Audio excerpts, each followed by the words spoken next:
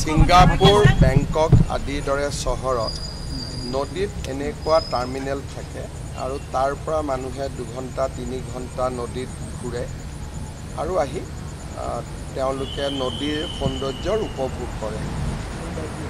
আমাৰ উদ্দেশ্য হৈছে যে কাজিৰঙালৈকে যিবিলাক নৈ যায় জাহাজ যায় আৰু গুৱাহাটীতো গধূলি যিমান জাহাজে ঘূৰা ফুৰা কৰে সেই গোটেইখিনিয়ে এইটো টাৰ্মিনেল ব্যৱহাৰ কৰিব।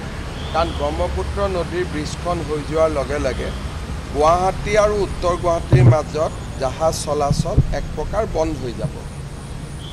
টাৰ্মিনেলটো পৰ্যটনৰ বাবে হ'ব আৰু ইয়াক আমি পৰ্যটনৰ বাবে ব্যৱহাৰ কৰিম আৰু এনেকুৱা আটকধুনীয়া টাৰ্মিনেল ভাৰতৰ কোনো ৰাজ্যত নাই। এইটো এনেকুৱা এটা প্ৰয়োগ অসমতে প্ৰথম কৰা হৈছে। মই ভাবোঁ যে অসমত যিটো নদী পৰ্যটনৰ এটা ডাঙৰ সম্ভাৱনা লুকাই আছে সেই সম্ভাৱনাটো আমি ব্যৱহাৰ কৰিব পাৰিম।